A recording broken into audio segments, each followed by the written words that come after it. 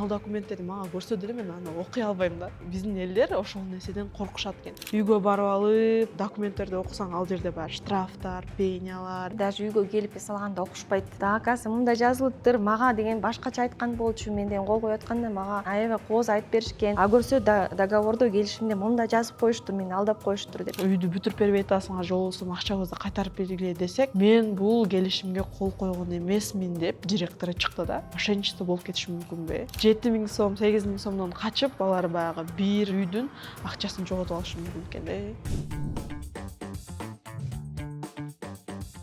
Саламатсыздарбы достор? Бүгүн сиз менен биз ОСК Кыргызстан YouTube каналынын алып баруучусу Калмурзаева Роза. Бүгүн сиздер менен биз 10 жылдык тажрыйбасы бар юрист менен кеңеш алабыз.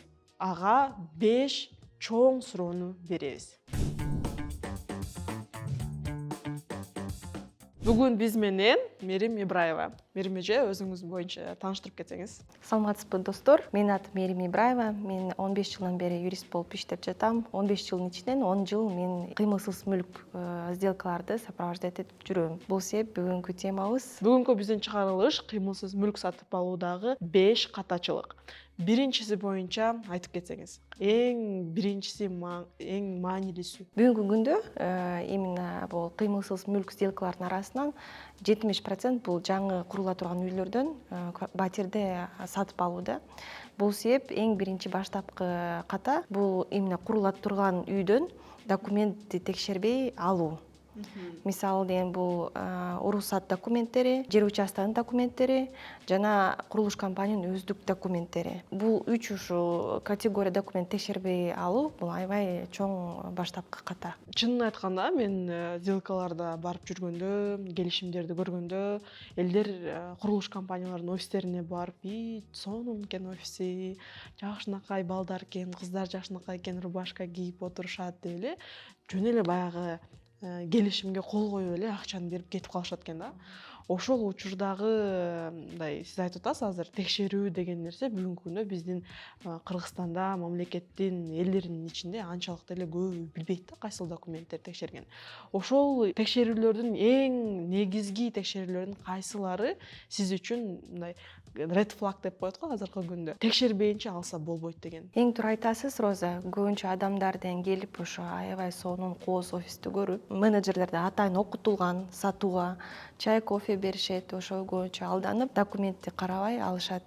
Бирок сөзсүздөн түшүнүш керек, бул маркетинговый ход деп коет. Баары тең сизден алган үчүн, баары тең жасалган да.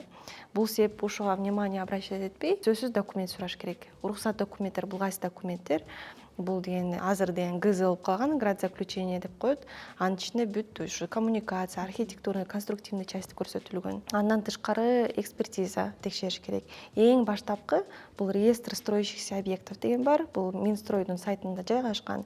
Эгер ошол объект ошол реестрде жок болсо, эч ошол объектти карабаш керек, эми сатып алууга болбойт, жарабайт. Экинчиден бул жер участоктун документи. Кызыл китеп деп эле баары тең реклама кылышат, бирок кызыл китеп десе бул деген 100% гарантия жакшы болот деген андай туура эмес. Себеп мисалы деген кызыл китеп болсо, ал деген курулуш компаниянын намында болсо, анда жакшы. Значит, бул курулуш компаниянын каржы жактан проблема жок, өзү сатып алууга мүмкүнчүлүгү бар. Бирок ушу 80% тегерегинде кызыл китеп деп реклама беришет, бирок бул кызыл китеп курулуш компаниянын намында эмес. Бул деген башка бирөө бир физикалык же юридикалык жактардын жеке менчиги.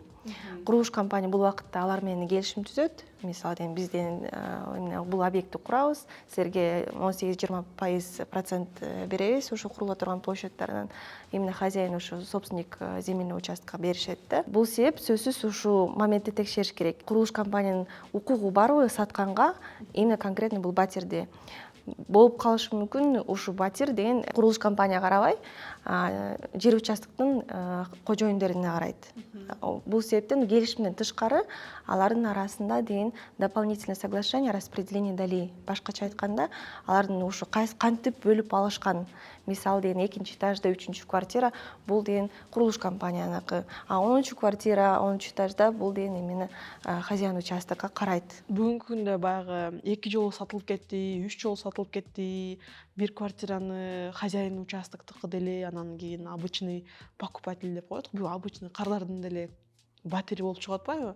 Ошол нерсеге ушул нерсе өтө тиешелүү экен да андай, ооба бул именно эң негизги ката ушу документ текшербей сатып алуу. Сонун документтерди кайсылар текшеришкенин айттыңыз. Вот мен мисалы мындай көрөм да, кардар акчасыны курулуш компанияга берет. Уже баягы келишим төлөйт, акчасын берет, анан ал күтөт да, качан курулат деп. Ошол качан курулат деген убакта сиз айтып аткан финансы жактан эмнеге көңүл буруш керек? Курула турган объектилерде алуу бул аябай чоң риск. Ар дайым риск. Кандай компания аябай успешный болсун, 10-15 жылдан бериден салынат, ал эч 100% гарантия эч качан бербейт. Бул биздин түшүнүктө сөзсүз болуш керек. Бул бизнес биринчиден. Бизнес любой күнү бүгүн деген жакшы, эртең көп жакшы эмес, үчүнчү күнү банкрот болуп калышы мүмкүн. Бул себеп бул ар дайым риск. Ошол себептен сиздин акчаңарды жоготуп алууга болбос үчүн сиз сөзсүздөн эки эң баштапкы условия караш керек да. Бул деген курулуш компаниянын каржы жагы и андан тышкары репутациясын кантип текшерип керек. Мисалы деген бул компаниядан 10 жыл ичинде 15 объект салды, 15 объектисинин ичинен канчасын эксплуатацияга киргизилди. Андан тышкары деген именно качествону текшерүү үчүн ушул объектке барып сураштырып көрүңүз. Жактыбы, жаккан жокпу жашаган кишилерге. Анан каржы жактан аябай сонун бир жобо чыкканда, жобонун номери 621 сөзсүз ошого таянып, сиздин курулуш компаниядан каржы жактан текшерүүгө сиздин укугуңуз бар. Бул отчетту, финансылык отчетту курулуш компания сөзсүз өзүнүн официалдуу сайтында квартал сайын жайгаштырыш керек.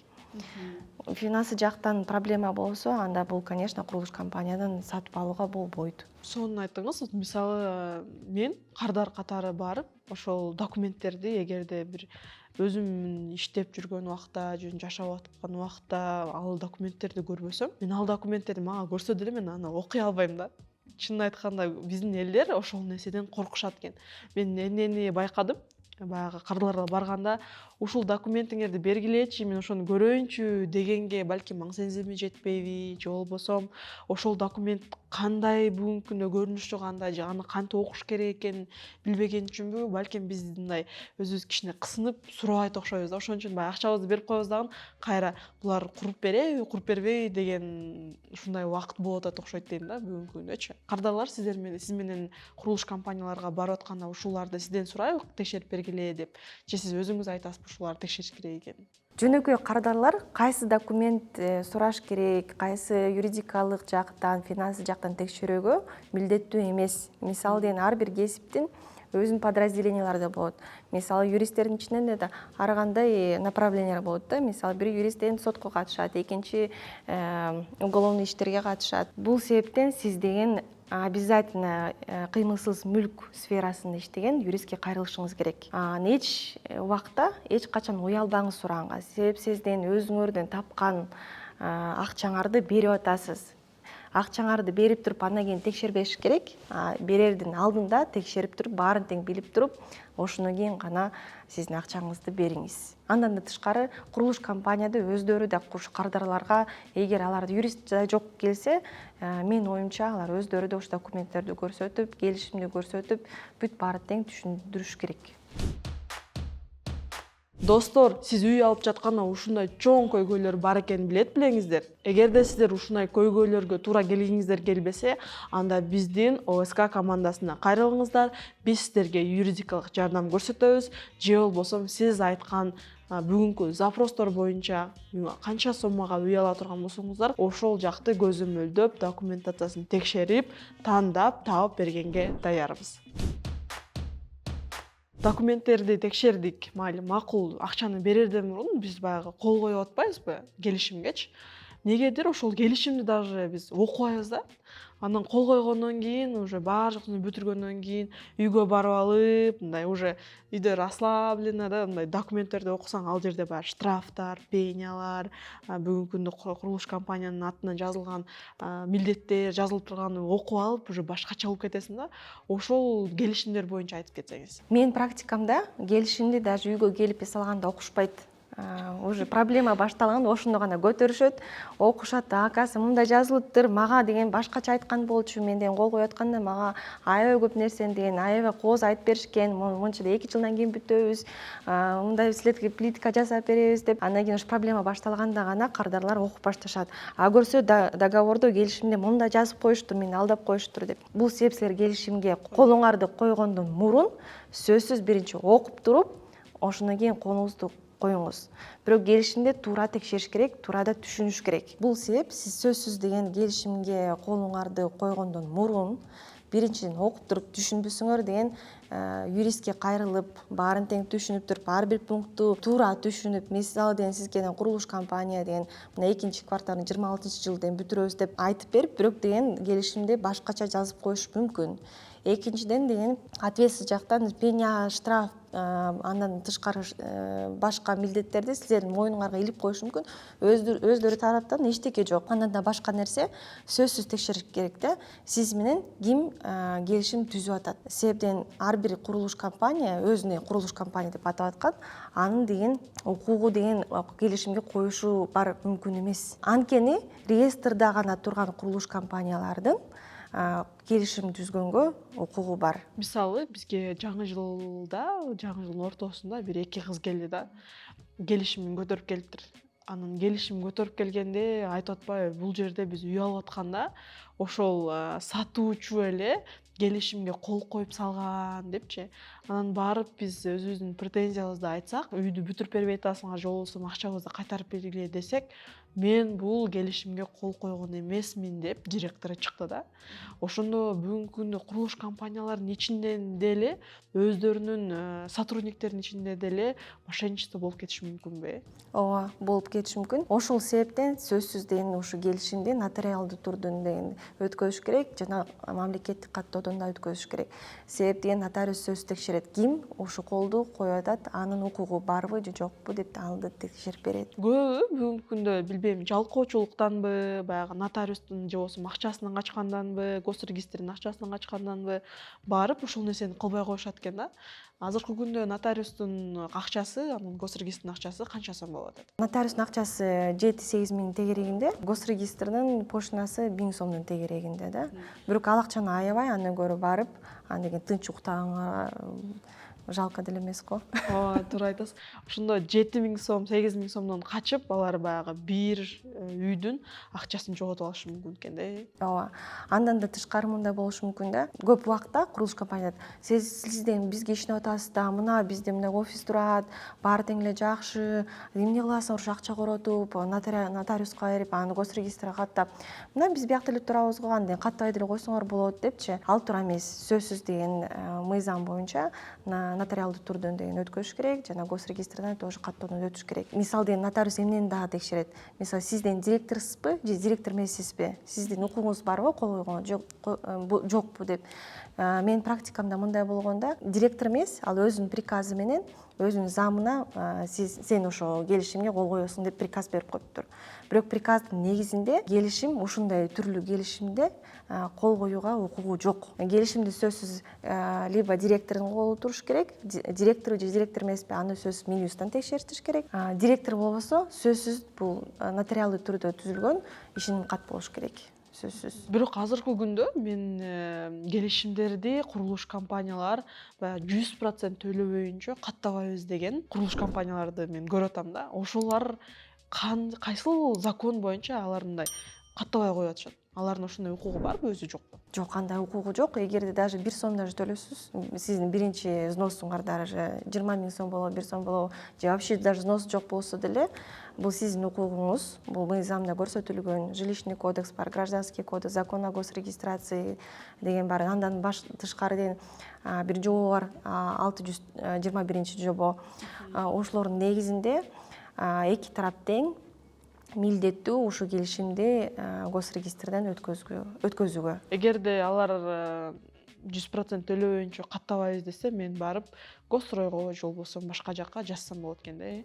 Ооба, даттануу жазууга сиздин укугуңуз бар. Ошондо биз бардык документтерин көрсөттүк, кол койдук. Акчаны берип аткан убакта акчаны көбүлөр мындай ошол адистерге эле берип коюшат экен да. Ушул моментте өзү кантип элдерди сактасак болот? кандай болушу керек өзү? Азыркы мыйзам боюнча мурун эгерде наличкада төксө болот болчу, анан банкада төксө болот болчу да. Азыр эме деген курулуш компания наличка алганга укугу жок. Сөзсүз только банковский счетко барып төгүүгө биз да милдеттүүбүз, курулуш компания тоже милдеттүү. Эгерде жок, наличка эле төгүп коюңуз биздин кассага десе, ал туура эмес. Бирок эгерде даже кассасына төлөйм десеңиз макул, бирок квитанциясын сөзсүз текшериңиз. Квитанцияда мен вот канча практикада көрөм, жөнөкөй эле бир кол коюп коюшат, бирок деген аты жөнүн жазбайт. Ким кол койду? Бул ким экен, должности ким экен, вообще түшүнүксүз да. Анан кийин сот процесстери башталгандан кийин анан курулуш компания жактан башташат. Мен билбейм ким ушу квитанцияны берди. Бул биздин компания берген жок. Бирөө жөн эле печать коюп коюптур. Кимдин колу биз билбейбиз, ал киши бизде иштеген жок деген көп ушундай процесстер болуп жүрдү да. Чоң рахмат. Эми биз азыркы күндө курулуш компанияга барганда кайсыл документтерди көрүш керек, келишимди кантип караш керек жана акчаны кантип берүү боюнча талкууладык. Анан эгерде ошол нерсени билбесе, сиздин кеңешиңиз эмнеге бүгүнкү күндө элдер адистер менен барып сатып алыш керек? Мисалы сиз канча деген келишимдерди коштоп жүрөсүз. Ошо коштобой баргандардын проблемаларын дагы чечип жүрөсүз да. Ошол боюнча толук маалымат айтып кетсеңиз, ошол ошондой кыймылсыз мүлк менен иштеп аткан юристтерди тандаган убакытта кантип тандаш керек ошолорду деле? Алардын тажрыйбасын көрүш керек, канча жылдан бери иштешет. Себеп деген биздин мыйзамдар күндү сайын алмашат да. Күндү сайын изменение, толуктоолор болот. Ушул актуалдуу мыйзамдын редакцияларын билиш керек. Андан тышкары деген мындай эме бар да.